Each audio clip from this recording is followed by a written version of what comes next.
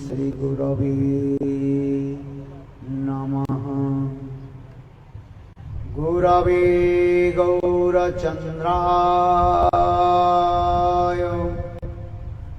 राधिकायै तदालये कृष्णाय कृष्णभक्ताय तद्भक्ताय नमो नमः। नमो महावदन्नाय कृष्णेन प्रेम प्रदायते कृष्णाय कृष्ण चैतन्य नाम्ने गौरतिसे नमः। हे कृष्ण करुणा सिंधु दीनबन्धो जगत्पते गोपीश गोपिकान्त राधाकान्त नमोस्तुते। तप्त कांचन गौरांगी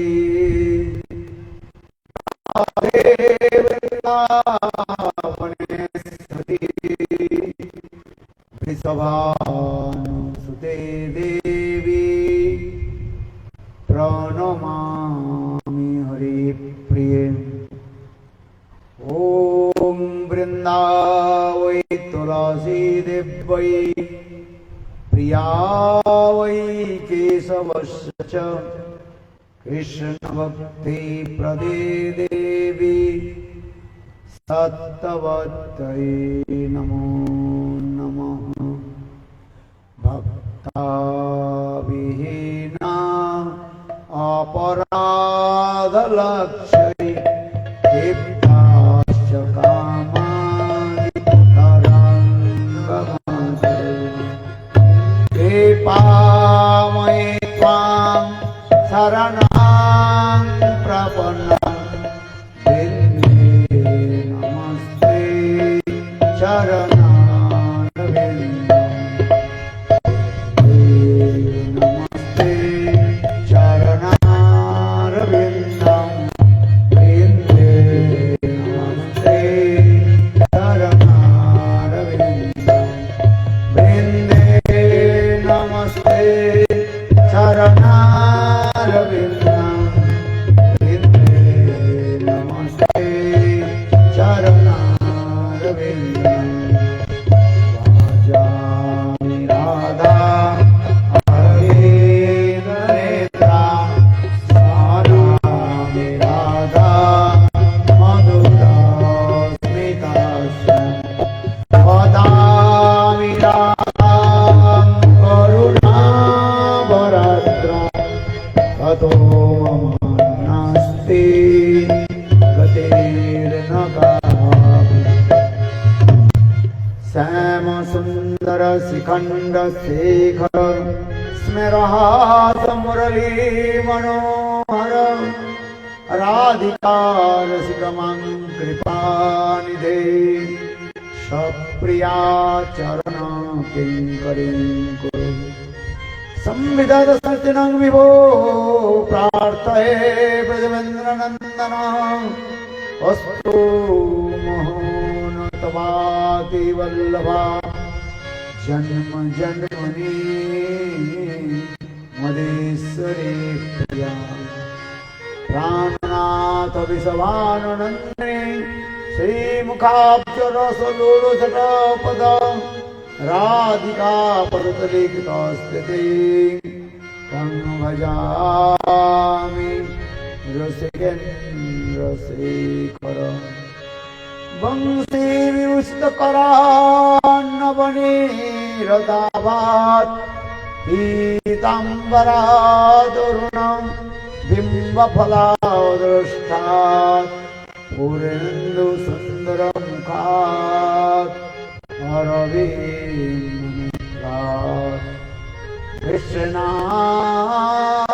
परमतत्त्वं किमपि अहं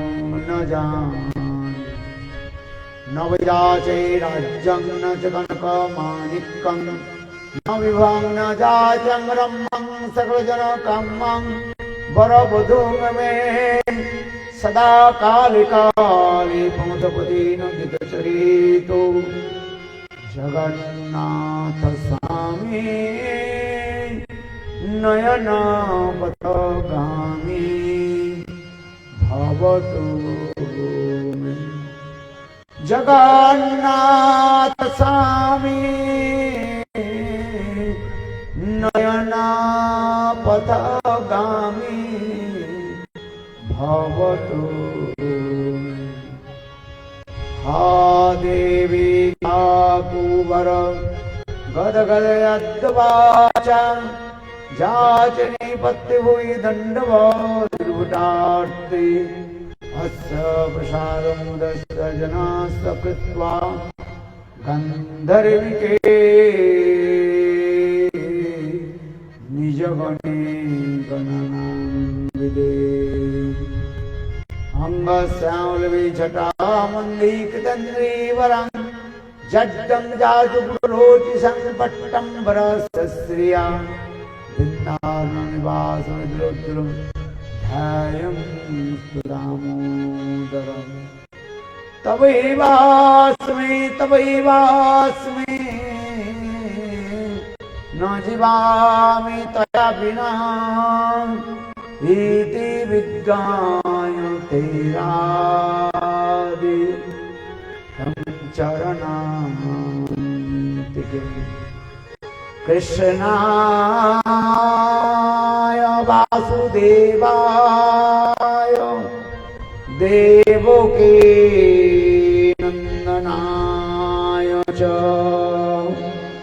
नन्दगोपकुमाराय गोविन्दाय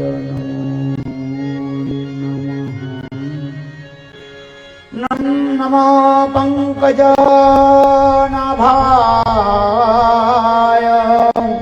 नमो पंकजमालिने नमो पंकजनेत्राय नमस्ते पंकजग्रहङ्घ्रये नमो पंकजनाभाय नमो पंकजमालिने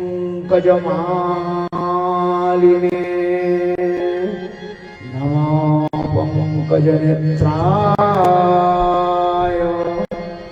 नमस्ते पंकजग्रहये। हरे कृष्णा हरे कृष्णा कृष्णा कृष्णा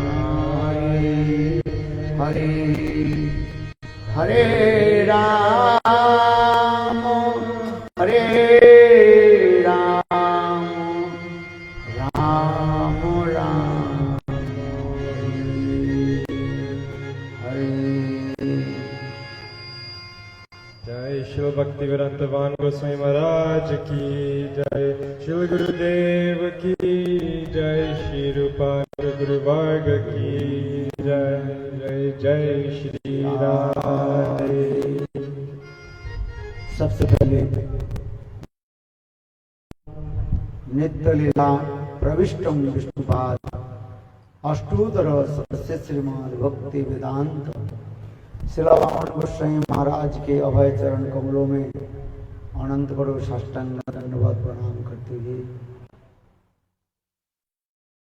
शिक्षा गुरु एवं सन्नाथ गुरु नित्य लीला प्रविष्टम विष्णुपाद अष्टोत्तर सदस्य श्रीमद् भक्ति वेदांत शिला नारायण गोस्वामी महाराज की अभय चरण कमलों में अनंत करोड़ साष्टांग दंडवत ज्ञापन करता हूँ।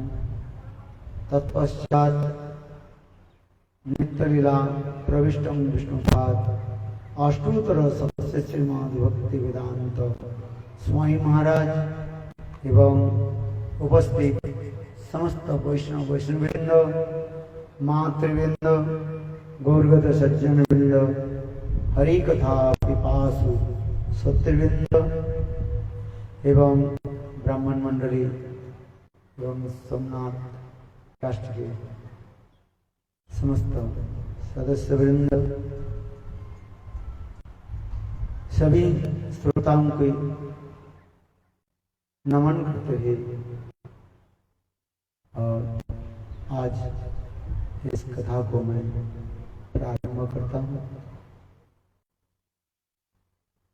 आज श्रीमद् भागवत कथा की सप्तम दिवस है, सातवां दिन। आज समाप्ति के दिवस मनाया जाता है।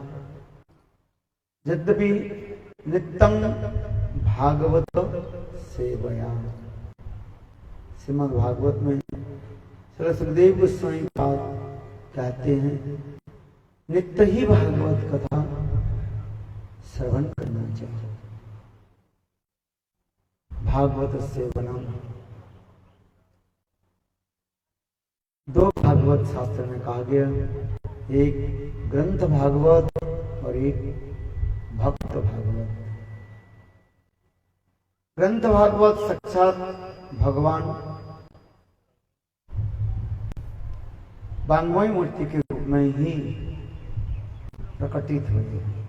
यह ग्रंथ भागवत स्वयं भगवान नित्य धाम में पधार जाने के पश्चात बद्ध जी को कल्याण करने के लिए यह भागवत रूपी और सूर्य के जगत में प्रकट कराया।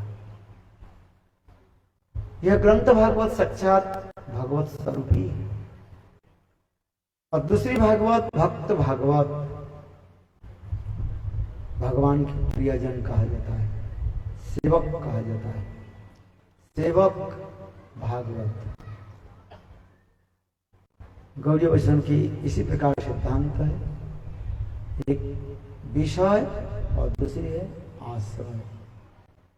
स्वयं भगवान विषय तत्व है और उनकी परिकर लोग अनुगत जन, उनके कहा जाता है आश्रय तत्व कहा जाता है।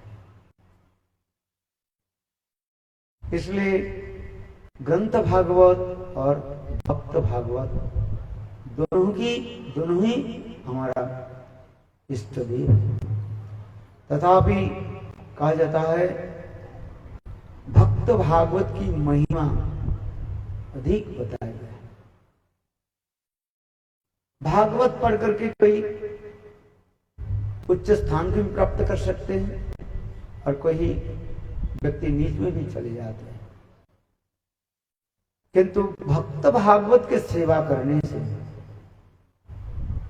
वो साक्षात रूप में भगवान और भगवत धाम को प्राप्त कर लेते हैं। किंतु यह ग्रंथ भागवत की जानने के लिए भक्त भागवत की अनुगत्य स्वीकार करना पड़ेगा और भक्त भागवत की कृपा से तब हम एक ग्रंथ भागवत के बारे में हम जान सकते हैं। नायमात्मा प्रवचन लभ्यो न मेधया न बहुना सुतेन जमे वैसे वृंद तेन लभ्य तस्यात्मा विवृणते धनुषा। भगवान की समझना बहुत कठिन है। विद्या बुद्धि पांडित्य अथवा वेद अध्ययन के द्वारा, पूजा अर्चन आदि के द्वारा हम समझ नहीं पाएंगे। स्वयं भगवान जब हृदय में प्रकट कर देंगे और वे भगवान की कृपा से हम भगवान को पहचान जाएंगे। इस प्रकार सूर्य सदा सर्वदा प्रकाशमान है। सूर्य प्रकाशमान है। कभी कभी बादल आकर के सूर्य की ढक देता है, तब हम सूर्य के देख नहीं पाते हैं।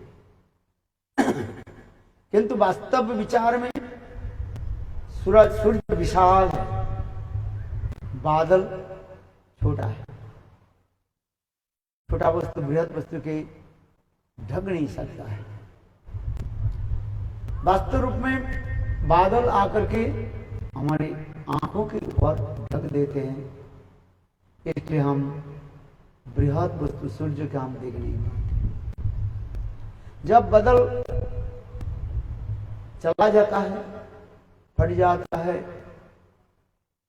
तब हम सूर्य को देख सकते हैं। उसी प्रकार भगवान को देखने के लिए, समझने के लिए भक्त भागवत की चरण को आश्रय करना पड़ेगा, और भक्त भागवत की कृपा से ही हम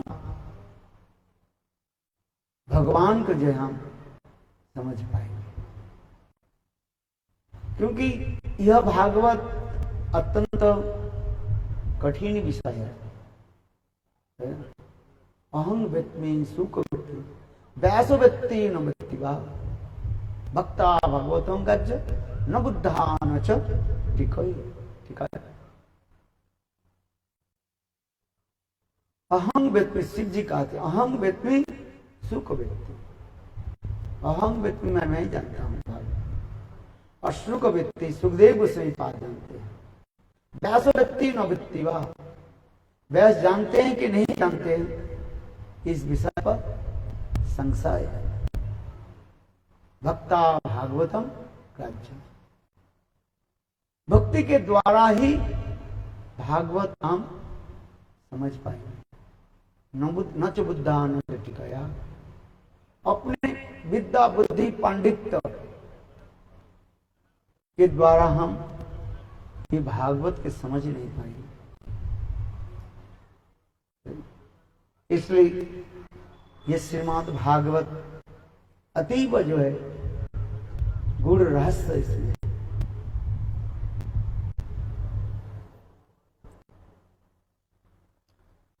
हम लोग आज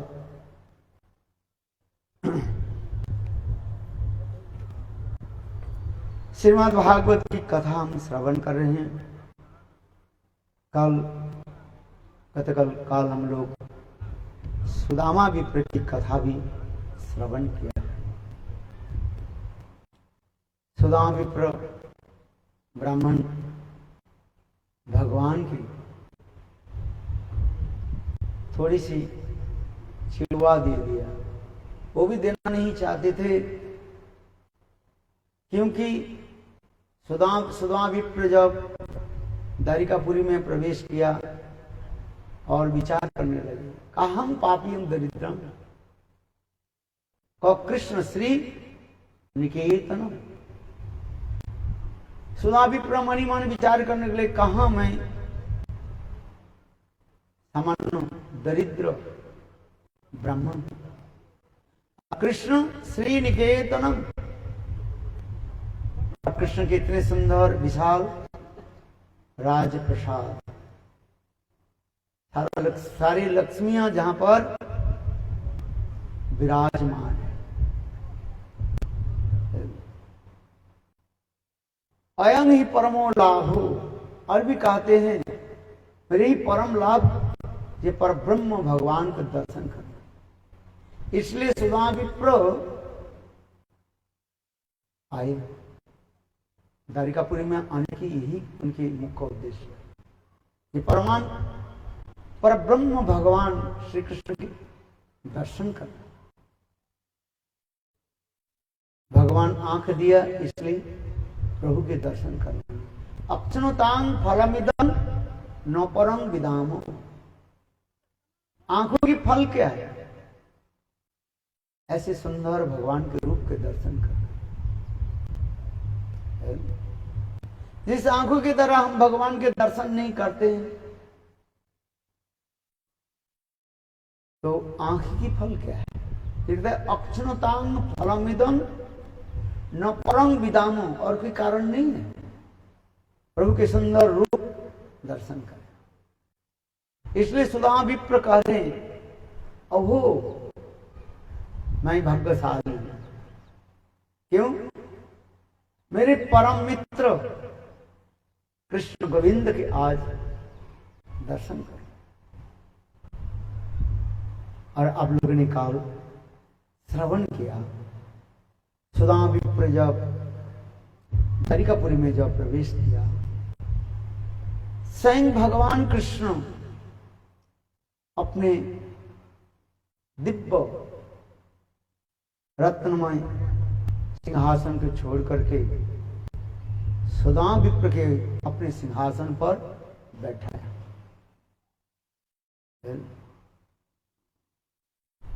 यदि कहो क्यों बैठाया, ये सुदा विप्र उनके केवल मित्र इसलिए नहीं, परम भक्त भी है, ब्राह्मण भी है।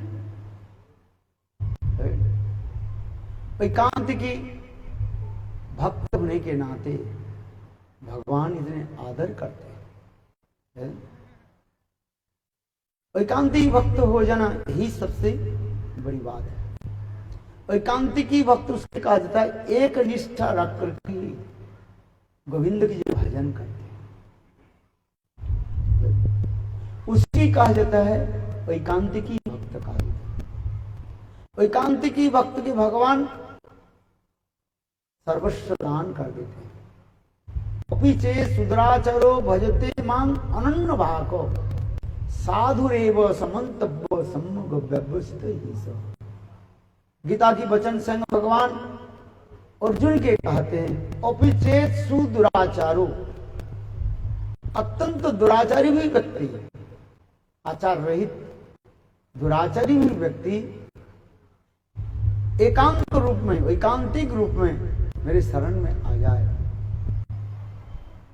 मैं उसकी सारे दोष को मैं सुधार करके मैं अपना ही लेता।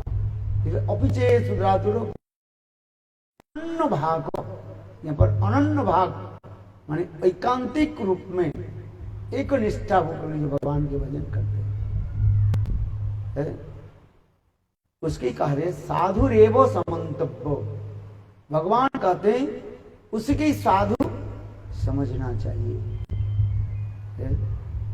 एकांतिकी यदि निष्ठा नहीं हो भगवान ग्रहण नहीं करते। जिस प्रकार सती नारी अपने पति के प्रति निष्ठा रखते हैं, घर में परिवारजन की सभी की वो सेवा करती है, सभी की आदर सम्मान करती है, किंतु निष्ठा किसमें रहती है? अपने पतिदेव। उसी प्रकार जगतपति जगन्नाथ स्वयं भगवान जगतपति जगन्नाथ भगवान में जब निष्ठा रखते हैं भगवान कहते हैं उसकी साधु रेव समन्तव्य। भगवान का यही मेरा कंक्लूजन है। यदि कोई ये दुराचारी तो दुराचारी भी व्यक्ति उसके साधु कैसे कहेंगे? भगवान कहते हैं मैं बता रहा हूं क्यों नहीं, मेरी शरण में आ जाता है। पीछे सुदुराचार, दुराचारी भी नहीं है, सुदुराचारी भी व्यक्ति वो एकांतिकी होने के नाते मैं ही उनकी सारे दोष को जो है नाश करा करके साफ सुधार करके अपने चरण में ले लेता हूं। क्षिप्रं भवती धर्मात्मा सच्चंति कौंत्य प्रतिजानी नौमे भक्त प्रणश्यति। स्वयं भगवान गीता में वचन दे रहे हैं, हे अर्जुन, वो एकांतिकी भक्त होने के नाते पूर्व जन्म की कहीं दुराचारित्व होने के फलस्वरूप वो भटक रहा है, सदाचार से वो भ्रष्ट हो रहा है। किंतु मैं क्षिप्रम अति सत्तर ही जल्दी जल्दी ही उनको मैं साफ सुधार करके अपना ही गोद में ले लेता हूं। जिस प्रकार छोटा बालक मां के गोद में कभी टट्टी पेशाब भी कर देते हैं, मां क्या करती है? बालक की साफ सुधार करके फिर अपने गोद में ले लेते हैं। क्यों? वो बालक एकांतिक रूप में अपने मां के शरण में आ जाता है।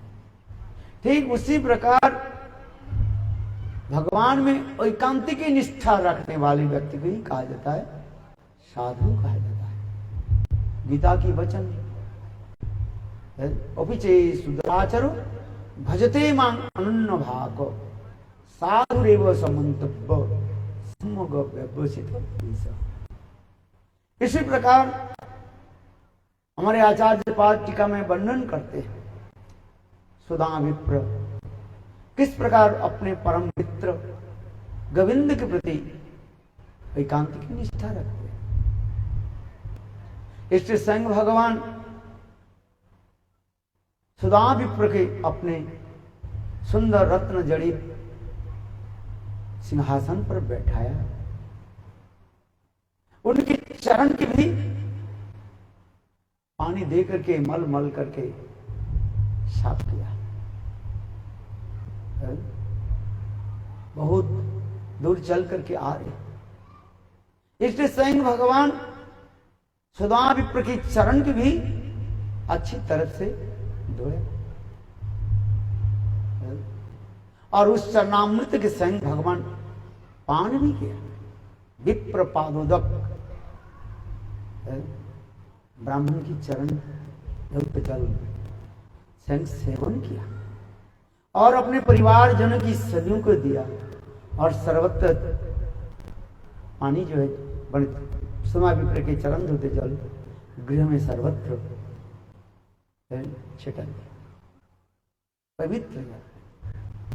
लेकिन गंगा में स्पर्श करने से स्नान करने पर पवित्र होता है, किंतु शुद्ध भक्त की दर्शन से ही पवित्र हो जाता है।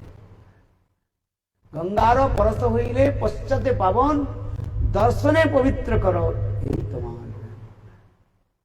देखो शुद्ध भक्त की दर्शन मात्र से ही जिनके सारे पाप अपने आप नष्ट हो जाता है और बहुत दूर चल करके गंगा में स्नान करने पर तब पवित्र होता है। वो भी गंगा में स्नान के पश्चात चित्र फिर दूषित हो जाता है, मलिन हो जाता है, जिसके संस्कृत में कहा जाता है यथा हस्ति स्नान। हस्ति स्नान उसी की कहा जाता है जैसे हाथी भी गंगा में, नदी में, सरोवर में, पोखर में स्नान भी करते हैं, अपने सूंडों के द्वारा पानी लेकर के सारे शरीर को धो लेते हैं। किंतु फिर जब ऊपर आ जाता है स्नान करके, हाथी जब ऊपर आ जाता है अपने सूंड के द्वारा धूल लेकर के सारे शरीर में डाल देते हैं। ठीक उसी प्रकार गंगा स्नान करने तो पाप नष्ट हो जाता है, किंतु जीव फिर पुनः अनेक प्रकार अपराध पाप आदि भी करते रहते। किंतु वैष्णव दर्शन से, भगवत नाम आदि ग्रहण करने से पाप नष्ट हो जाता है, पाप करने की वृत्ति तक भी नहीं रहता।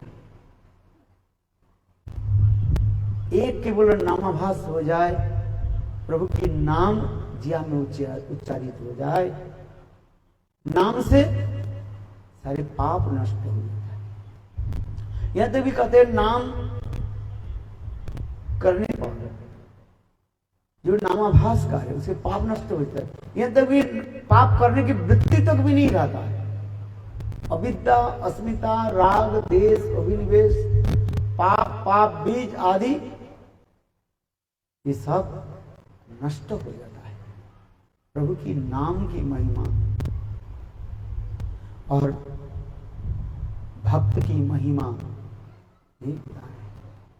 इसलिए स्वयं भगवान कृष्ण सुदामा विप्र की चरण धो करके स्वयं पान किया और परिवारजन भी। और देखो स्वयं भगवान उनकी पंखा भी झुलाने लगे अपने हाथ से। रुक्मिणी, सत्यभामा आदि समस्त महिषियां आश्चर्य से देखने लगे। इसके पश्चात सभी महिषियों ने अनेक प्रकार की जो है पकवान आदि, मिष्ठान्न आदि, भोजन आदि प्रस्तुत करके सुदामा विप्र के भी भोजन कराया। स्वयं भगवान कृष्ण सुदामा विप्र के पास में ही बैठ करके और अत्यंत प्रेम प्रीति आदर के साथ भोजन कराने लगे। ऐसे नहीं भोजन के थाली दे दिया चलिए, ऐसे हमारे टीकाकार वर्णन करते हैं जिस स्वयं भगवान सुदामा विप्र के कैसे प्रेम से प्रीति से भोजन कराते हैं। जैसे एक सती साध्वी नारी अपने पतिदेव के जिस प्रकार भोजन कराती है, स्वयं पतिदेव के सामने बैठे और सुंदर स्वादिष्ट भोजन कराने, हवा भी करते। स्वयं भगवान कृष्ण पंखा लेकर के सुदामा विप्र हवा भी करने लगे, पंखा जलाने लगे। इतना प्रेम प्रीति। और स्वयं भोजन के पश्चात स्वयं भगवान कृष्ण सुदामा विप्र के हाथ मुख आदि प्रक्षालन भी करे हुए। और स्वयं भगवान अपने सुंदर दिव्य बिस्तर पर सुदामा विप्र की भी शयन भी कराया। इतनी सुंदर व्यवस्था। और सुदामा विप्र बहुत दूर से चल करके आ रहे, थके हुए थे, इसलिए स्वयं भगवान सुदामा विप्र के चरण कमल की भी दबाया, मसाज करने लगे। और उनकी उच्छिष्ट प्रसाद यानी सुदामा विप्र की उच्छिष्ट जो प्रसाद जो रेमनेंट स्वयं भगवान ग्रहण किया और सारी महिषियों के लिए सभियों के उन्होंने दी। आदर्श गृहस्थ किसको कहते हैं? स्वयं भगवान अपने आचरण करके दिखाया। भक्त सेवा, भगवत और ब्राह्मण सेवा कैसे करना चाहिए, स्वयं भगवान आचरण करके दिखाया। इसके पश्चात सुदामा विप्र सो करके जब उठे, उनकी सारी फटिकनेस क्लांति जब दूर हुई, तब स्वयं भगवान उनके पास बैठ करके अनेकों मधुर मधुर कथा आदि पूछने लगे।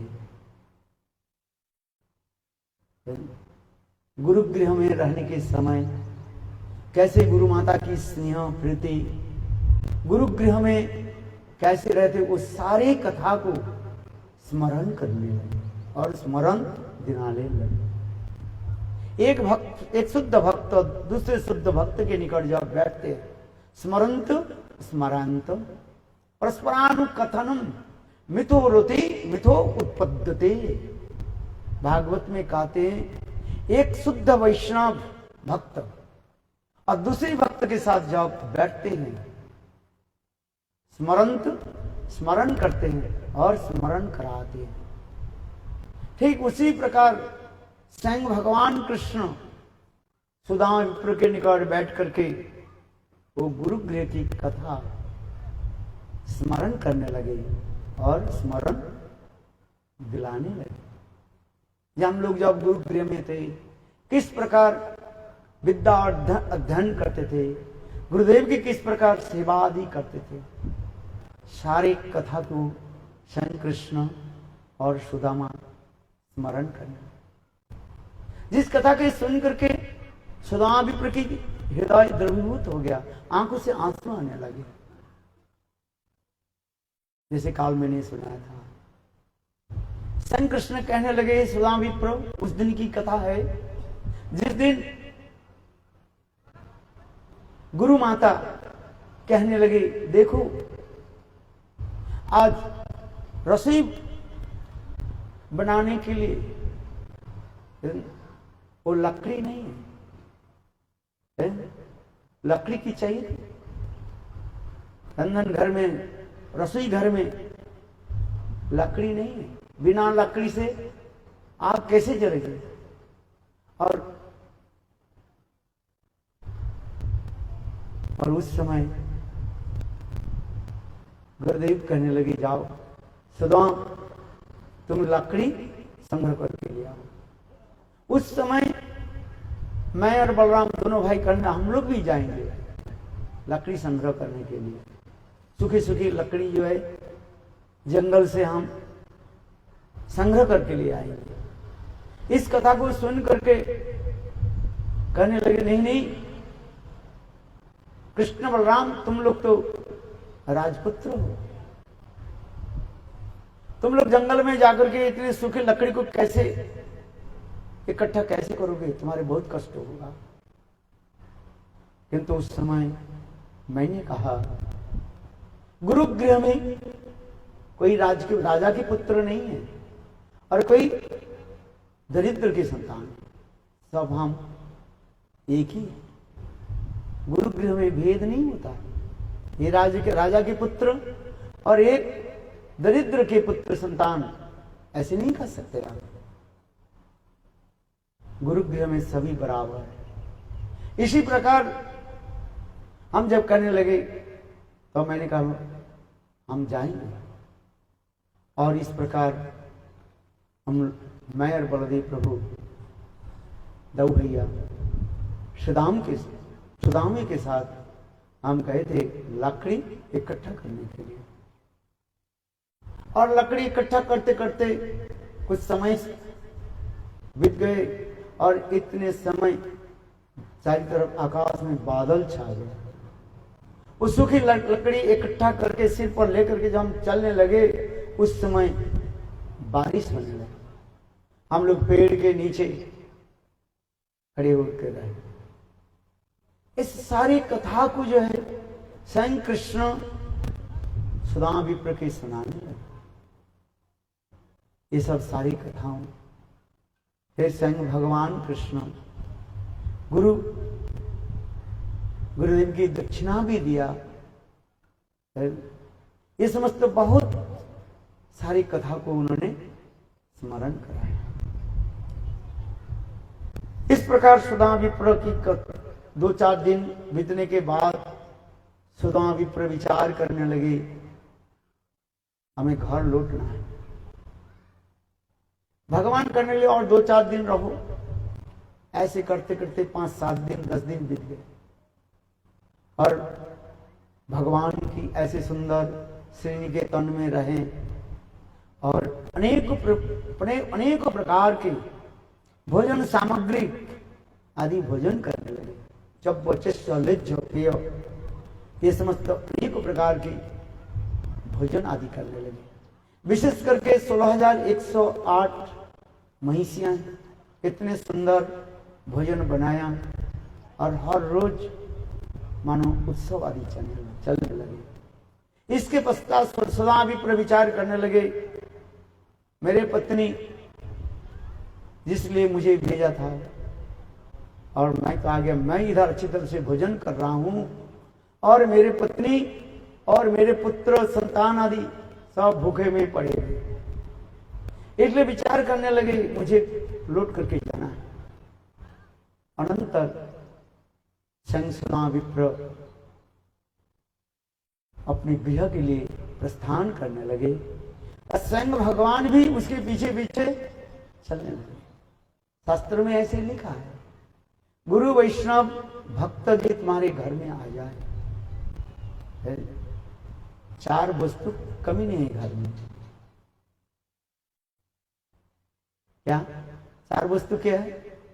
मधुरम वचनम, आगच्छन्तु महाभागा नित्य कीर्तनीय श्रीहरि मंदिरे। भगवान ने इतनी सुंदर जिहा दिया, मुख दिया।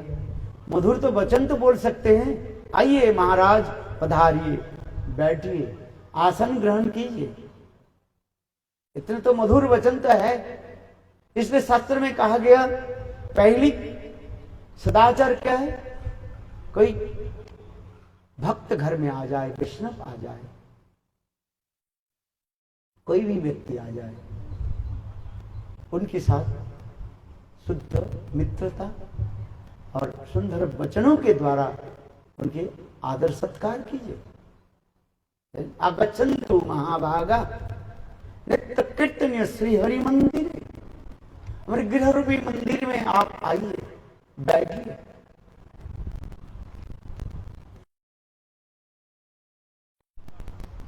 घर में तो कोई ना कोई आसन तो होगा, कुछ भी नहीं हो, एक कपड़ा, छोटे से टुकड़े के कपड़ा तो वह बिछा दे सकते हैं, आसन की कमी नहीं। इसलिए कहा जाता है एक गिलास पानी पिला दो, जलम। महाराज आप बहुत दूर दूर से आप आए हैं, बहुत दूर से आप चल करके आए हैं, आपकी गला सूख रहे हैं, महाराज थोड़ी सी पानी पी लीजिए। पानी तो पिला सकते हैं, पानी खरीदने में कौन सा पैसा लगता है? ये जरूरी नहीं है ये बिस्लरी की पानी लेकर के आ जाए, पैसा खर्च हो, ये नहीं कर रहा हूं। कोई एक गुरु शिष्य के बोले, बेटा थोड़ा पानी ले आओ। शिष्य दौड़ करके चले गए और लौट करके 10 मिनट के बाद आकर के बोले, गुरुदेव। बोले, गुरुदेव क्या? पानी कहाँ है? मेरा गला सूख रहा है। शिष्य कहने लगे, गुरुदेव मैं भूल गया आपके पूछने के लिए। बोले, क्या भूल गया? ये गुरुदेव ये बताओ, आप कौन सा पानी पियोगे? कौन सा पानी? ठंडी पानी पियोगे कि गर्म पानी पियोगे? गुरुदेव बोले, अच्छा देखो, ऐसे सादा पानी लिया, सरल। फिर 10 मिनट बाद फिर आगे खाली हाथ में। गुरुदेव ने कहा, बेटा पानी कहाँ है? बोले, गुरुदेव मैं भूल गया एक चीज आपको पूछने के लिए। ये गुरुदेव आप बताओ, आप कौन सा पानी पियोगे? बिस्लरी पानी कि नल की जो टैप जो वो पानी? बोले, बेटा तू बिस्लरी पानी कहाँ जा ले आओगे? बाजार में जाओगे, लूटोगे नहीं लूटोगे पता नहीं, चल ये नल के पानी ले रहे। शिष्य दौड़ करके चले गए। आप हिसाब लगे कितने मिनट हो गए। फिर 10 मिनट के बाद आ गए। बोले, गुरुदेव एक बात पूछने को मैं भूल गया। बोले, गुरुदेव ये बताओ, आप जो पानी पियोगे कौन सा गिलास में पानी पियोगे?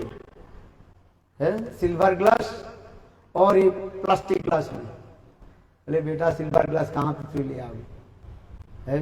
चलो प्लास्टिक ग्लास में पानी भर करके ले आओ। फिर शिष्य दौड़ करके चले गए। फिर 10 मिनट के बाद आकर के, गुरुदेव ये भूल गया मैंने एक बात पूछने के लिए। गुरुदेव आप बताओ, जो वो पानी जो हम लेकर के आएंगे, हाथ में पकड़ करके ले आएंगे, गिलास को हाथ में पकड़ करके ले आएंगे कि ट्रे में लेकर के आएंगे? गुरुदेव बोले, तो पानी लाने की जरूरत नहीं है। तो ये सेवक थोड़ी होता है, इसको कहा जाए सेवक नहीं है, बक। सेवक, बक माने बगुला, छल कपट के द्वारा गुरु सेवा नहीं होता है ना, भगवत सेवा होती है। इसलिए शास्त्र में प्रहलाद महाराज कहते हैं, गुरु शुश्रूषा भक्ता सर्व लाभेन च संगेन साधन ईश्वर आराधन। गुरु शुश्रूषा, गुरुदेव की सेवा उसी प्रकार होता है, उनकी हृदय को जान करके। हम इसलिए करे, स्वयं भगवान कहते हैं, जो किसी के घर में कोई संत महात्मा महापुरुष आ जाए, साधारण व्यक्ति भी आ जाए, उनके घर में 4 चीज कमी नहीं है। याद रखिए, भागवत की कथा में वर्णन हो रहा है। एक है सुमिष्ट वचन, मधुरम वचनम। दूसरी आसन। तीसरी थोड़ा पानी पिला दो, जैसे आपके घर में जैसे ही है। और चौथा, यदि कोई भोजन की कोई सामग्री है तो उनकी खिलाओ। यदि नहीं है, ठीक है, कहते हमारे पास देने की कुछ नहीं है, दान दक्षिणा देने के लिए कुछ नहीं है, हम क्या देंगे। कहते ठीक है, कह दो हे हमारे पास कुछ नहीं है, मैं दरिद्र हूं। जब भगवान कभी दे तो आपको मैं थोड़ा दे सकता हूं, ये भी तो मधुर वचन है। और एक बात है, जब संत महापुरुष आपके गृह से चले जाते हैं, उनके पीछे पीछे कम से कम 7 कदम 7 स्टेप्स है, पीछे पीछे जाना चाहिए। नहीं तो देखो वो संत महात्मा तो उनके तो पाप नहीं रहता, यदि उनके कुछ पाप हो वो आपके घर में छोड़ करके जाएगा, ऐसे शास्त्र की वचन है। इसलिए कोई संत महात्मा पुरुष कोई भी व्यक्ति जब आपके गृह से बाहर जाते हैं, उनके पीछे पीछे क्या करना चाहिए? 7 स्टेप, सप्तपद, पीछे पीछे जाओ। देखो हम इसलिए करें, राम विप्र जब चलने लगे, द्वारिकापुर से अपने गृह के लिए चलने लगे, स्वयं भगवान भी उनके पीछे पीछे चले। देखो भगवान हमें शिक्षा देते हैं, और सुदामा विप्र की अनेकों कथा भी स्मरण आदि किया, और सुदामा विप्र आगे चले। किंतु आश्चर्य की बात है, भगवान उसके एक काना को नहीं दिया, अभी तक दक्षिणा नहीं दी। भगवान खड़े रहे, सुदामा विप्र आगे चलने लगे, और देखते देखते सुदामा विप्र भगवान की आंखों से उछल गई। भगवान कृष्ण पुनः द्वारिकापुर में आ गए। सुदामा विप्र चलते चलते मानी मानी विचार करने लगे, और 7 दिन 10 दिन तक मैं कृष्ण की ऐसे सुंदर राजप्रसाद में मैं रहा, भोजन भी किया, किंतु मेरे पत्नी संतान आदि वो तो भूखे में तड़प रहे हैं, पूछेंगे हमें हम लोग के लिए आप क्या चीज लेकर क्या आए। विशेष करके उनके पत्नी तो पूछेगी कि उनके पति ने कहा था आप जाओ अपने परम मित्र द्वारिकाधीश से कुछ मांग करके ले आओ, हमें संसार नहीं चल रहे, हम दरिद्र। किंतु सुदामा विप्र तो मांगी नहीं, केवल इतना ही तक जो है भोजन पे किया। इसलिए सुदामा विप्र मन मन विचार करने लगे, मेरे पुत्र संतान और पत्नी पूछे क्या चीज हमें लेकर के, मैं क्या जवाब दूं।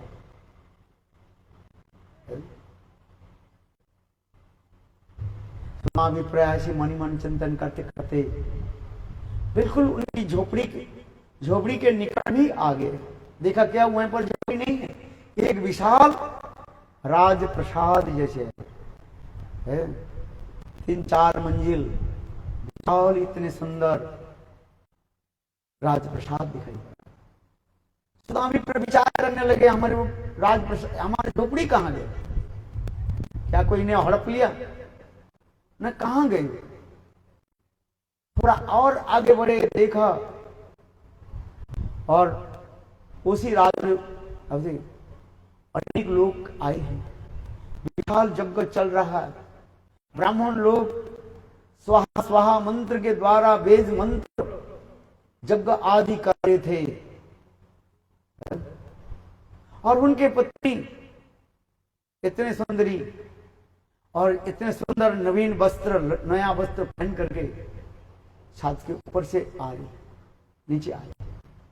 उनके छोटे छोटे बच्चे सब इतने सुंदर नवीन वस्त्र, नया वस्त्र पहने हुए। घर में जो गाय थी, वो गाय तो दूध देने वाले, देखा तो वो गाय इतने मोटी सूटी, इतने सुंदर कामधेनु के भांति। पत्नी कहने लगे, पतिदेव आप आइए, यज्ञ के आहुति के लिए ही हम सब अपेक्षा कर रहे हैं। आपके राम हम देख रहे थे, वहां भी तब विचार करने लगे, अहो ये कृष्ण, जब मैं द्वारिकापुरी में जब प्रवेश किया, कृष्ण के साथ जब मैं बैठे, कृष्ण कहने लगे, ये सुदामा तुम तो जरूर मेरे लिए कुछ लेकर के आए हो। देखो भाभी जी तुम्हें ऐसे नहीं भेजे, मेरे लिए तो कुछ तो भोजन जरूर भेजा है। उस समय भयभीत हो गया। जो छोटा चिड़ुआ जो था वो तो भुना हुआ था, और वो ना जाने कैसे भी ऐसे ही था, वो कुछ जल गया। तो कहां से कृष्ण भगवान, कहां श्री कृष्ण श्री निकेतन, कहां संग भगवान कृष्ण सरस्वती पूर्ण संग भगवान, और मैं ये जला हुआ भुना हुआ जली हुई ये चिड़ुआ के भगवान को मैं कैसे दूं?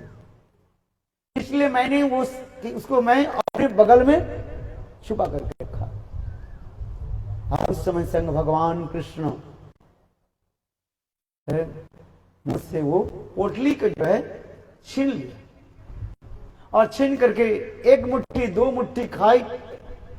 और इतने समय रुक्मिणी देवी कहने लगे, प्रभु आप तो सब कुछ तो दे दिया, आप सब कुछ दे दिया, हम लोग के लिए तो कुछ तो रखो।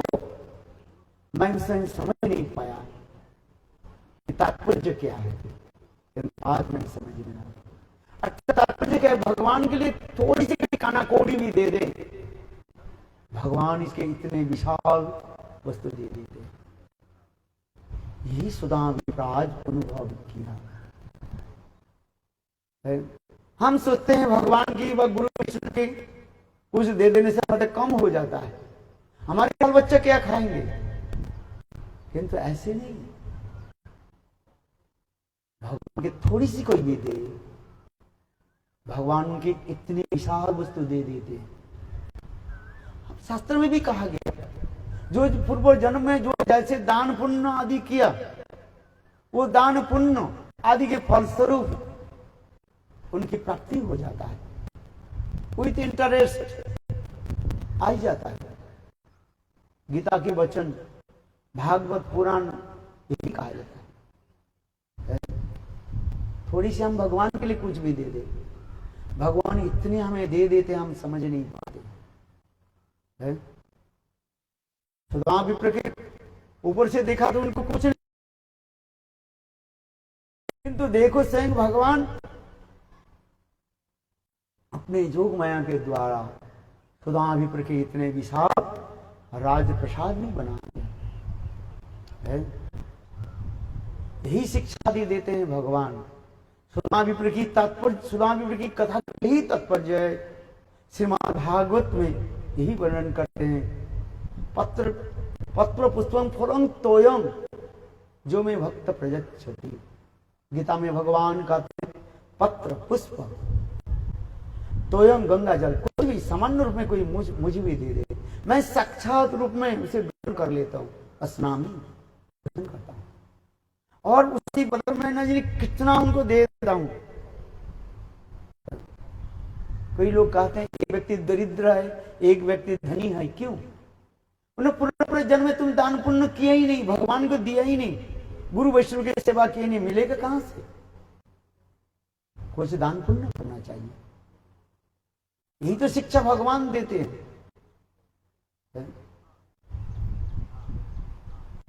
छोटी सी कथा सुना देता हूं, इसके बाद कथा को विराम देता हूं। एक बहुत कंजूस व्यक्ति था, उसके लोग कभी किसी को दान पुण्य आदि कुछ नहीं करता था वो, किंतु पूर्वजन्म की कर्म के अनुसार उसके पास बहुत धन संपत्ति था। वो कभी एक काना कौड़ी किसी के दान नहीं देता था, और ना अपने भी भोजन करता था, फाटा फूटा कपड़े में रहता था वो। इसलिए लोग उससे कहते थे दान चांद कहते थे। सुनिए अच्छी तरह से, क्या बोलते थे? दान चांद। दान तो नहीं करता था, तथापि लोग उपहास से उसे कहने लगे दान चांद। याद रखो, दान चांद। बहुत सुंदर कथा प्रसिद्ध है, दान चांद का है। कहीं वो जाते थे, चलते थे, पीछे से लोग कहते रहे दान चांद आ रहे हैं, दान चांद जा रहे हैं। फिर पीछे लोग कहते थे तुम मर करके ना अगले जन्म में सांप बनोगे, इतना तुम्हारे पास पैसा है, इकट्ठा करके रखते हो, किसी के दान पुण्य भी तक करते नहीं हो, मंदिर में भी नहीं जाते हो, ब्राह्मण वैष्णव किसी को दान नहीं करते हो, तो मर करके क्या बनोगे? सांप बनोगे, सांप। और ऊपर से कहते दान चांद उसे कहते थे। ऐसे करते करते एक दिन की बात हुई, गंगा स्नान आ जाता है, माघ के पौष महीने में वो इसमें गंगा स्नान होता है, बहुत प्रसिद्ध समय होता है। गंगा स्नान के लिए सभी लोग जा रहे हैं। तो दान चांद की पत्नी कहने लगे देखो कम से कम तो जाओ गंगा स्नान करके आओ। बोले नहीं मैं गंगा स्नान करने के लिए जा रहा हूं। जहां जाओ तीर्थ क्षेत्र में जाओ, गंगा स्नान में जाओ, ये तीर्थ पुरोहित बहुत तंग करता रहता है, पैसा दो पैसा दो पैसा दो। यहां तो भी गंगा में खड़े कर देते हैं, एक नारियल फूल रख करके बोलते दान दो दान दो, हम एक पैसे के लिए मैं जाऊंगा ही नहीं। किंतु वो पत्नी कहने लगी अरे भाई जाओ गंगा में, तो आज गंगा स्नान में पुण्य तिथि है, कुछ तो गंगा, एक तो गंगा स्नान करके आओ। बार बार कहने पर बोले ठीक है। देखो उनके घर से गंगा करीब 25 किलोमीटर है। कितने किलोमीटर? 25 किलोमीटर फ्रॉम हिसाब। तो दान चांद प्रातः काल में एक गच्छक कंधे पर ले लिया और चल पड़े। चलते चलते आगे देखा गंगा स्नान तो हो रहा है, बहुत लोग स्नान आदि कर रहे हैं। तो विचार दान चांद विचार करने लगे जहां पर निर्जन कोई स्थान हो, कोई व्यक्ति नहीं हो, और उसी जगह में जाकर के मैं एक डुबकी लगा करके आ जाऊंगा, कोई मुझे देखेगा नहीं और कोई पैसा भी नहीं मांगेगा, आ जाऊंगा। ऐसे करके दान चांद क्या करने लगे, चलते चलते देखा एक स्थान से गंगा के तट पर देखा, वो मुर्दा जलाने वाले स्थान कहा जाता है ना, शमशान घाट है, गंगा के तट पर शमशान घाट है, मुर्दा जलाते हैं। वहां देखा कोई व्यक्ति ही नहीं है, 2-4 कुत्ते जो है वहां पर घूम रहा था।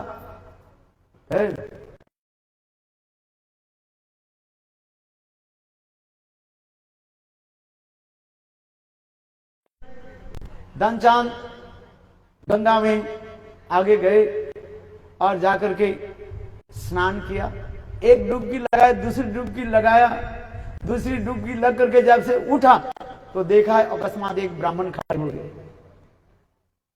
ब्राह्मण बोले देखो ये स्थान जो है मेरा स्थान है, इस स्थान में तो बहुत कम लोग आते हैं गंगा स्नान के लिए, दिन में कोई एक व्यक्ति आ गया था, आ गया था नहीं। देखो हमें कुछ दक्षिणा दो। दान चांद बोले मैं किसी को दक्षिणा नहीं देता।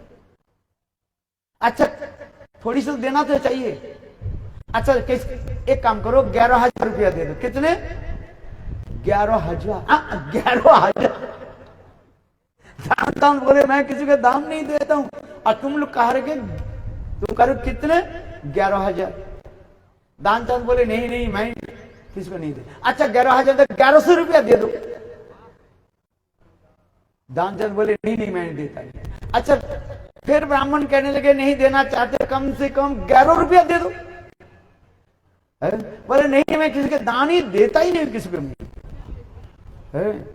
अरे ब्राह्मण कहने लगे अरे दान चांद सुन, आज पवित्र दिवस है, गंगा स्नान है, गंगा के स्नान करके ब्राह्मण को दान देना चाहिए ना, अरे थोड़ा सा कुछ तो दो। दान चांद बोले मैं किसी को दान ही नहीं देता, मैं दान नहीं देता हूं। तो ब्राह्मण कहना ऐसे तुम देना नहीं चाहते तो ले तो जाओ। क्या होते, ले तो जाओ। बोले क्या ले जाऊं? बोले उधार ले जाओ। क्या ले जाओ? उधार। तुम्हें हमसे उधार ले लो। बोले क्या उधार लो? कुछ ब्राह्मण को दान दे करके जाओ, मुझसे उधार लेकर के मुझे दान दे करके जाओ। है? दान चांद देखे तो ब्राह्मण तो छोड़ेगी नहीं मुझे, तो उससे दान चांद करने ठीक है। अच्छा एक कौड़ी मुझे दान कर दो। कौन कितने? एक कौड़ी। पहले उसे चलता ना, उसका काना कौड़ी चलता था। दान चांद बोले ठीक है ब्राह्मण, तुमसे मैं एक काना कौड़ी उधार लेता हूं और तुमको देता हूं। अभी तो हमारे पास नहीं है ना। ब्राह्मण बोले ठीक है। दान चांद मनी मनी विचार करने लगे, एक काना कौड़ी के लिए ये थोड़ी हमारा घर में जगह 25 किलोमीटर मेरा घर दूर घर है। कितने किलोमीटर? 25 किलोमीटर दूर मेरे घर में थोड़ी जगह की काना कौड़ी के लिए। इसलिए दान चांद बोले ठीक है, मेरे घर में आ जाना और मैं तुमको एक काना कौड़ी है दान कर दो। उधार लिया ना, वचन से उधार हो गया। ठीक है। ऐसे करके दान चांद गंगा स्नान करके घर में गए। घर में जाकर के चलते चलते दो शाम हो गया। बेचारा बहुत थके हुए थे। एक काना कौड़ी तो खर्च नहीं करता ना। कहीं पानी तक भी एक गिलास पानी तक भी नहीं पिया, ना कुछ किया। घर में गए, मुख सूखा हुआ था। उसके पति ने रोटी बनाई, वो भी रोटी की सूखी रोटी है, उसमें कोई कुछ नहीं है, सब्जी नहीं है। कुछ लोग कृपण होते हैं ना, बोले इतने पैसे क्यों खर्च करेंगे।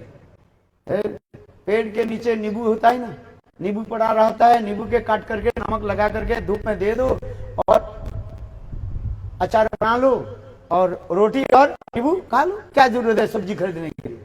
पैसा क्यों खर्च करेंगे? दान चांद एक भी काना कौड़ी खर्च नहीं करता था, ना अपने ना दूसरे के खिलाफ। पैसा था उसके पास बहुत, किंतु वो खर्च नहीं करता था। तो उसके पत्नी ने रोटी बनाई, एक रोटी उनके थाली में दिया और नींबू के आचार दे दिया। इतने समय बाहर आकर के दरवाजा खटखटाए। पत्नी ने दरवाजा खोलने के साथ बोले, वो ब्राह्मण आकर के बोले ये दानचंद के घर है? बोले हाँ जी। बोले क्या जरूर है? बोले दानचंद मुझे एक काना कौड़ी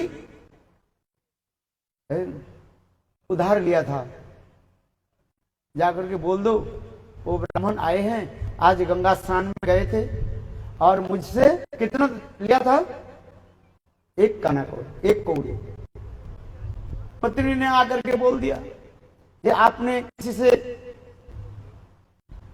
उधार लिया। दानचंद को तो सिर घूमने लगे। हाँ हाँ। बोले वही व्यक्ति आ गया। क्या वो ब्राह्मण आ गया?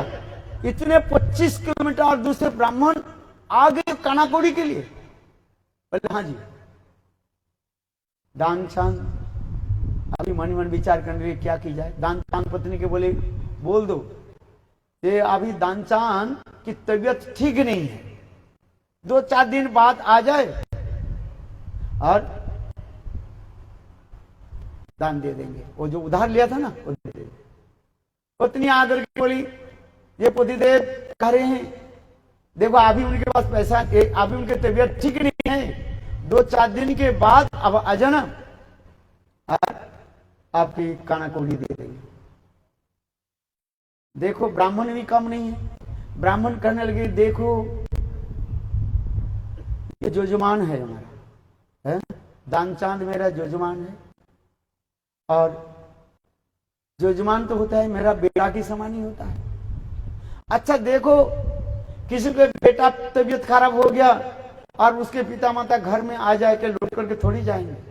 ब्राह्मण कहने लगे देखो ये जजमान की तबीयत ठीक खराब हो गया, मैं तो इनके घर से बाहर नहीं आऊंगा। आज यहीं पर रह जाऊंगा मैं, मेरे लिए कुछ करना नहीं है, थोड़ा सा फलाहार करा देना बस। उनके पत्नी दानचंद के पत्नी जाकर बोले तो ब्राह्मण बोल रहे थे अभी जब तक आपकी तबीयत ठीक नहीं हो तब तक ये यहां पर रहेंगे, उसके लिए फलाहार करने के लिए बोल रहे हैं, फलाहार करा दो। अरे भाई एक रोटी के लिए हम कितने कष्ट से एक एक पैसा इकट्ठा करते हैं, इसे फलाहार कराएंगे, फलाहार में तो और भी पैसा लग जाएगा है? फल खरीदना पड़ता है कि नहीं पड़ता है? ये फलाहार दान चांद कहने लगे पत्नी को, बोले जाकर के बोल दो दे हमारे पति दान चांद के जो है दान चांद मर गया, पतिदेव मर गए। पत्नी कहने लगी अरे पतिदेव ऐसे शब्द कैसे बोल दो? अरे तू बोल दे ना, जब पति जब ही मर ही गया उनके ऋण कौन चुकाएगा? देने वाला कोई नहीं। बोले आप मर जाओ तो फिर वो ब्राह्मण अंदर में आएगा, क्या बोलेंगे? बोले चिंता मत कर, मैं हाथ पैर के ऐसे खिसक करके ऐसे पड़ा रहूंगा। तो ब्राह्मण सोचेंगे तो मर ही गया, तो फिर लौट कर चले जाएंगे। उनके पत्नी आकर के बोले हमारे पतिदेव मर गया, दानचंद मर गया। ब्राह्मण बोले अच्छा दानचंद मर गया ना? हाँ जी। आप देखो ब्राह्मण बोले, ब्राह्मण जल्दी जल्दी जाकर के सारे गांव में जाकर के ये समाचार फैला दिया ये दानचंद मर गया। और गांव के सारे लोग आ गए घर में, बोले दानचंद कैसे मर गया? देखा दानचंद ऐसे अपने बिस्तर पर लेटे हुए हैं और हाथ ऐसे आंख को बंद करके। सारे गांव के लोग आकर बोले हाथी तो मर ही गया, इसको क्या किया जाए? बल्कि दाह संस्कार किया जाए। उनके पत्नी बोली नहीं नहीं हमारे पतिदेव मरे नहीं है, मरे नहीं है, तो अपने विधवा होने के लिए बोल रही हो, चल तेरे शाखा से तोड़ दो। अरे भाई गांव के लोग ने क्या कि दान चांद के शरीर को जबरदस्ती पकड़ करके शमशान तब ले गए, वो तो मरे नहीं है, और शमशान में ले गए, बिल्कुल लकड़ी दे दिया उसके ऊपर। इतने समय ब्राह्मण आकर के पहुंच गए वहां पर, और ब्राह्मण आकर के गांव के लोग के बोले ये मेरा जजमान है और जजमान मेरा बेटा जैसे, इसके जरिए जितने भी कार्य है मैं करूंगा, तुम गांव लोग कुछ नहीं करते, जाओ यहां से बात। देखो वो ब्राह्मण ने सारे गांव वाला के सब भगा दिया। अग्नि संस्कार करना था, तब भी दानचंद ऐसे सांस को रोक करके ऐसे पड़ेंगे, आग लगाने वाले हैं, तथापि तो नहीं हिल रहे हैं, कुछ नहीं कर। तो ब्राह्मण कहने लगे दानचंद देखो तू गंगा स्नान किया ना, तू महाभाग्यवान हो। देख मैं ब्राह्मण नहीं हूं, मैं स्वयं भगवान हूं। तुझे परीक्षा करने के लिए मैं ब्राह्मण के रूप धारण करके तुम्हारे पास मैं आया था। मेरे रूप दर्शन कर, शंख चक्र गदा पद्म दर्शन कर, गंगा स्नान की फल तुम्हें व्यर्थ नहीं जाए, मेरे स्वरूप के दर्शन कर। दानचंद मनी मनी विचार करने लगे ये सच्चे ब्राह्मण है कि भगवान है, चलो आंख खोल करके देखता हूं। इतने समय जब दानचंद ने आंख खोला, देखा झट देखा क्या, तो शंख चक्र गदा पद्म भगवान नहीं, वही ब्राह्मण खड़े हुए हैं। इसलिए जल्दी जल्दी वो आंख को बंद कर लिया है। बार बार भगवान कहने लगे अरे दानचंद, अरे मैं ब्राह्मण नहीं हूं, मैं साक्षात भगवान हूं, मेरे स्वरूप के दर्शन कर। ब्रह्मा आदि बड़े बड़े देवता लोग मेरे स्वरूप के दर्शन करने के लिए इतने कठोर तपस्या आदि करते रहे, तो मेरा स्वरूप के दर्शन कर। फिर दानचंद पुनः आंख खोल देते हैं, तो उस समय शंकर चक्र वही ब्राह्मण खड़े हुए, बेचारे ये मुझे पैसा मांगेगा, दान देना पड़ेगा, इसलिए आंखों को बंद कर ले। बार बार जब करने लगता भगवान कहने लगे दानचंद मैं कितने बड़े बड़े असुर को मैं पछाड़ दिया, किंतु तुमको मैं कुछ सुधार नहीं पाया। एक काना कौड़ी है दान देने में तुम्हारा इतने कष्ट हो जाए। ऐसे करके भगवान अंतर्ध्यान हुए संसार में। इसलिए हम यही कथा को सुना रहे हैं जी। भगवान की कुछ थोड़ी सी कुछ भी दे, भगवान उसे कितनी संपत्ति दे देते। हम बद्ध जीव है, भगवान की क्या देंगे। रत्नाकर तव गृहम गृहिणी च पद्मा, शास्त्र में लिखा है रत्नाकर तव गृहम गृहिणी च पद्मा। हे भगवान आप तो रत्न के आकर्षण है। आप रत्नाकरम गृहिणी च पद्मा। हे प्रभु भगवान विष्णु, आपकी पत्नी लक्ष्मी देवी धनदात्री कहा जाता है। भगवान के पास कोई कमी है? रत्नाकर तव गृहम गृहिणी च पद्मा। आपको मैं क्या दे सकता हूं? भगवान के हम क्या देंगे आप बताइए। भगवान की कुछ अभाव है? धन संपत्ति कम है? ये रत्नाकर तव गृहम गृहिणी च पद्मा किम हम दो वस्तु में। हे प्रभु आपको हम क्या दे सकते हैं?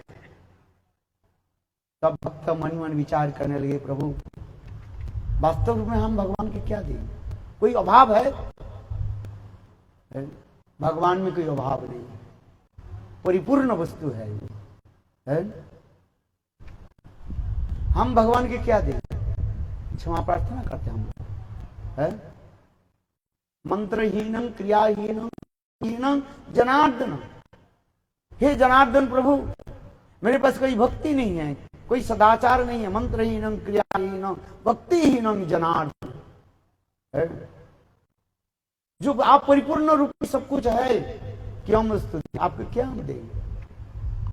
क्या हम देंगे भगवान को? हम लोग कुछ पास हमारे पास है कुछ चीज हम भगवान के देने के लिए? मुट्ठी बंद हम आए हैं और मुट्ठी खोल करके चले जाते हैं। बात ही सत्य है। क्या चीज लेकर के आप आए हैं, क्या चीज लेकर के आप जाएंगे? मुट्ठी बंद के आया तू हाथ पसार के जाएगा। कृष्ण नाम तू बजले मनुआ ये भव सागर तर जाएगा। कोई धन संपत्ति हम लेकर के जन्म नहीं लिया और मृत्यु के समय हम जितने भी इकट्ठा कर लिया सारा जीवन 70 साल 75 साल 80 साल 90 साल 100 साल में जितने पैसे हम इकट्ठा किया एक काना कौड़ी भी हमारे साथ भी नहीं जाएगा। आप बताइए जाएगा एक काना कौड़ी? धन संपत्ति है सब माल खजाना सब यह पड़े रह जाएगा। कंचन काया मिट्टी होगी। जितने खा पी करके शरीर को तंदुरुस्ती बनाओ मृत्यु के पश्चात क्या होगा? कंचन काया मिट्टी होगी।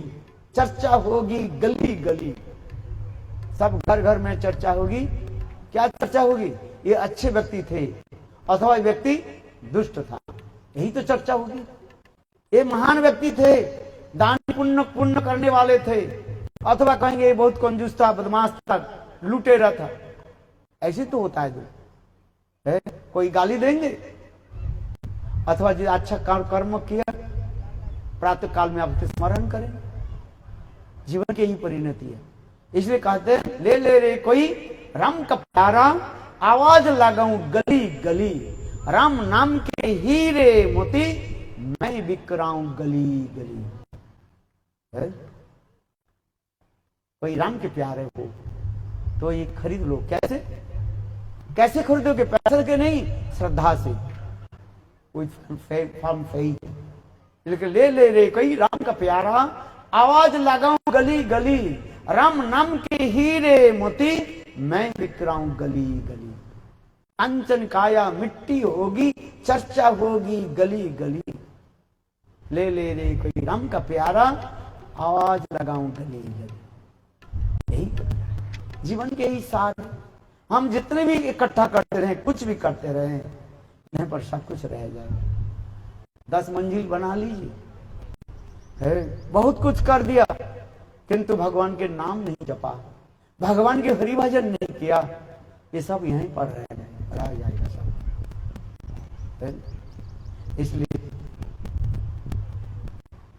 हे श्रद्धेजन, मैं यही कहना चाहता हूं, सब भगवान के नाम ग्रहण करें, हरि नाम ग्रहण करें। कलियुग में केवल नाम आधारा, सुमिर सुमिर नर उतर ही पारा। कलियुग में और कुछ कर रहे हैं, भगवत के नाम कर लीजिए बात। इसलिए ले कोई कृष्ण नाम का प्यारा, राम नाम का प्यारा, आवाज लगाऊं गली गली।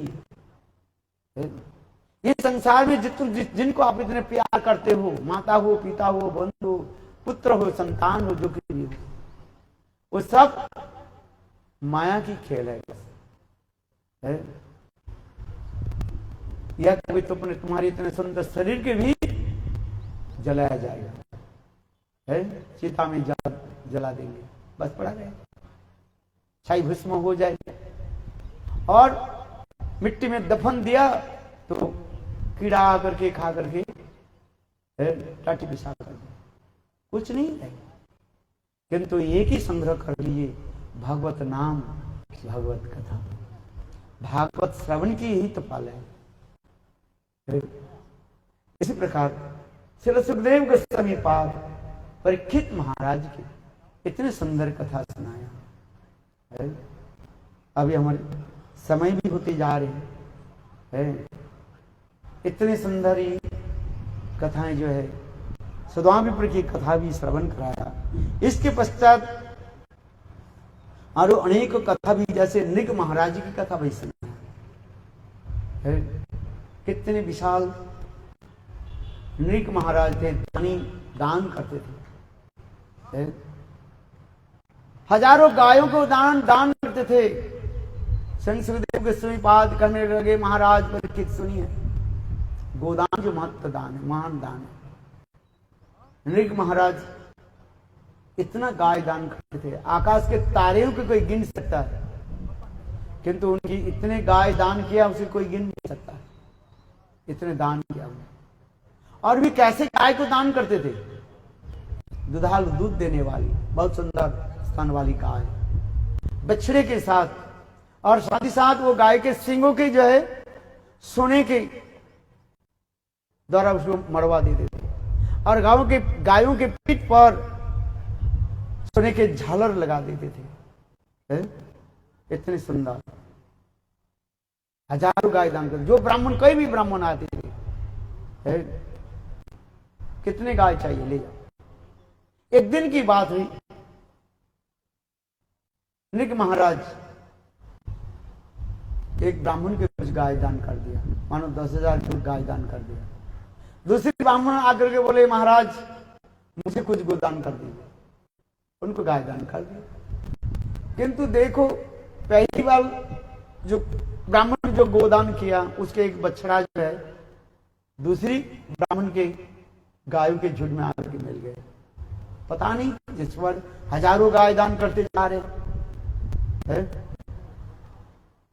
देखो, पहली वाले ब्राह्मण जिसको गोदान किया था, वो पहचान गया, वो कहने लगे, महाराज ये गाय तो मुझे तो दान कर दिया, फिर दोबारा इस ब्राह्मण के क्यों दे दिया? दूसरे ब्राह्मण कहने लगे, महाराज ये तो गाय मुझे ही दान कर दिया, ये गाय मेरा है, एक बार जिसको दान कर देता है दूसरे नहीं हो सकता है। इसलिए कहने लगे, दोनों ब्राह्मण लड़ने लगे, कहने लगे ये गाय मेरा है, और दूसरे ब्राह्मण कहने लगे ये गाय मेरा।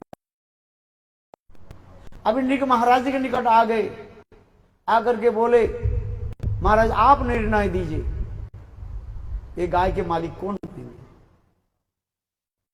पहली ब्राह्मण कहने लगे, ये तो गाय मुझे दान कर दिया महाराज। फिर आप दूसरे ब्राह्मण कर, आप तो मुझे दान किया भी। उस समय नृग महाराज कहने लगे, एक काम करो ब्राह्मण, एक गाय के लिए मैं आपको 10,000 पुनः गाय देता हूं, चलो उनको छोड़ दो। दोनों ब्राह्मण कहने लगे, नहीं यही गाय मुझे चाहिए। कोई ब्राह्मण मानने के लिए तैयार नहीं। अनंतर राजा ने कोई निर्णय नहीं दे नहीं पाया है। अनंतर वो ब्राह्मण ने नृग महाराज को अभिशाप दे दिया, हे राजन, दान दे करके आप ऐसे बता रहे हो, दान लौटा ले रहे हो। जिस प्रकार गिरगिट, गिरगिट जानते हैं ना, जो रंग बदलता रहता है, गिरगिट जिस प्रकार सूर्य के रंग तेज से रंग बदलता रहता है, ठीक उसी प्रकार आप भी गिरगिट के भांति विचार बदल रहे। दान दे करके दान ले ले और दूसरे के दान कर, जब तुम गिरगिट बन जाओ। देखो राजा को विशाप दे दिया, इतने दान दिया, इतने किया, फल क्या हुआ? और वही नृक महाराज गिरगिट बन करके द्वारिकापुरी में वहीं पर रहे, एक कुएं के नीचे पड़ा हुआ था। एक दिन की कथा हुई द्वारिकापुरी में, बालक लोग कुछ छोटे छोटे बालक कुछ खेल कूद कर रहे थे। खेल कूद करते करते उनकी गेंद जो है उस कुएं में जाकर के गिर गई। सारे छोटे छोटे बालक झांक करके देखा, ये कुएं के नीचे में एक विशाल कोई जंतु पड़ा हुआ, शरीर कोई पड़ा हुआ है। सारे बालक डर गए, आकर के भगवान के निकट आकर के समाचार दिया, ये यहाँ पर कोई एक विशाल गिरगिट पड़ा हुआ है, सर एक कोई एक जंतु पड़ा हुआ है। स्वयं भगवान ने देखी, स्वयं कृष्ण सर्वंतर्यामी सब कुछ जानते हैं, और भगवान ने क्या कि अपने अंगूठी से पैर के जो है और उसके पूंछ को पकड़ करके ऊपर उठाया।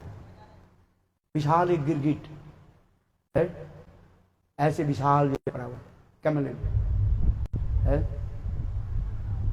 और भगवान के चरण स्पर्श होने के साथ ही साथ वो अपने शरीर को छोड़ दे, अद्भुत देव मूर्ति, सुंदर देव मूर्ति धारण करके भगवान की परिक्रमा की।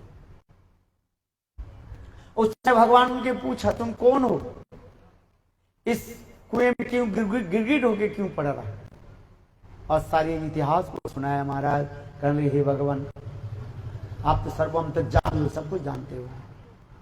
मैं पूर्व जन्म में यही काम किया था, गलती से एक गाय को जब दूसरे ब्राह्मण को मैं दान कर दिया, और वो ब्राह्मण ने मुझे अभिशाप दे दिया, जिसके फलस्वरूप मुझे ये गिरगिट होकर जन्म लेना पड़ा। पुराण में बोलते कहते हैं। तो आपके अभी ये सांप से कैसे मुक्त हो, गिरगिट शरीर से? तो कहते हैं, देखो मैं किसी समय अनजान में एक वैष्णव का मैं भागवत दान कर दिया था। क्या दान किया? भागवत दान कर दिया। देखो भागवत दान के इतने महिमा सत्य में कहते हैं। कृष्ण संग श्रीमती राधिका कहती हैं, ये भागवत कथा कीर्तन है, इससे सबसे बड़ी दान और कमी है। इसलिए कहते हैं ना, तब कथामृतम तप्त जीवनम कवि विदीडितम कलमतापहम श्रवण मंगलम श्रीमदाततम विगृह्णन्ति ते भूरिदा जना तव कथामृतम तप्त जीवनम कवि विदीडितम कलमतापहम श्रवण मंगलम श्रीमदाततम भुविगृह्णन्ति ते भूरिदा जना भूरिदा जना भूरिदा जना भूरिदा जना भूरिदा जना भूरिदा जना भूरिदा जना भूरिदा जना भूरिदा जना तव कथामृतम तप्त जीवनम कवि विदीडितम धर्मसारः श्रवण मंगलम श्रीमदाततम भुविगृह्णन्ति ते भूरिदा जना भूरिदा जना भूरिदा जना भूरिदा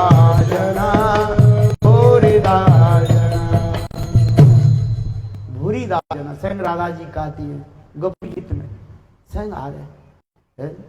तब कथामृतम, हे गोविंद आपके कथा रूपी अमृत को जो श्रवण कराते हैं, पान कराते हैं, वो सर्वश्रेष्ठ सबसे बड़े दाता माना जाता है।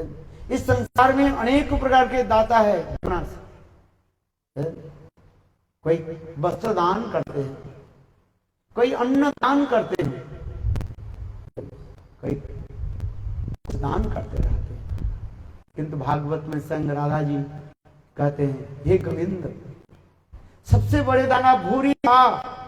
भूरी माने श्रेष्ठ, दामने दाता, भूरी दाना। श्रेष्ठ दाता कौन है? ये भगवान की कथा श्रवण कराते, भागवत जो कराते हैं। जीवन में एक बार कोई एक वैष्णव के भागवत दान कर दिया, है? उनकी महिमा क्या वर्णन करें, है? इसलिए कहते हैं भगवत दान की महिमा। एक ग्रंथ भागवत और एक भक्त भागवत। केवल भक्त ग्रंथ भागवत दान कर सकते हैं, बहुत अच्छी बात है, ये कम भी नहीं है। यानी ये ग्रंथ भागवत साक्षात भागवत स्वरूपी है। भागवत महात्मा भी वर्णन किया गया है। एक ग्रंथ भागवत कई विष्णु के दान कर दिया, ये कम नहीं है। और वास्तव रूप में भागवत दान क्या है? ऐसे भागवत कथा को आयोजन करना है। इस भागवत कथा को आयोजन करना, ये वास्तव रूप में भागवत दान ही कहा जाता है। ट्रांसेंडेंटल वाइब्रेशन उस टाइप का हो जाता है। हवा की शुद्ध कर देता है वाणी के द्वारा, चित्त के मन को जो शुद्ध कर देता है। इतने पवित्र, इसलिए कहा जाता है भागवत दान। एक ग्रंथ भागवत और दूसरी भागवत, श्रीमद् भागवत करना, भाग साध्य भागवत जो करना, ये कम नहीं।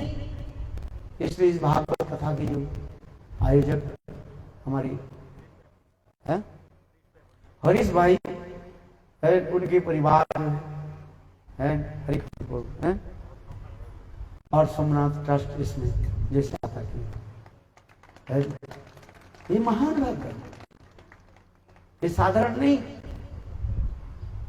इसलिए प्रभु उनकी कृपा आदि करें जन्म जन्म, ऐसे हृदय में भगवान के प्रति अचला भक्ति हो, शुद्धा भक्ति हृदय में हो। यही तो कहते हैं नृग महाराज के पखान के द्वारा हमें श्रवण कराया, समझाया, ये श्रेष्ठताओं को सुखाता है। आगे की काम कीर्तन करेंगे 12वां, कथा को विराम देंगे। अभी थोड़ा कीर्तन हो जाए, आगे की कथा हम वर्णन करेंगे।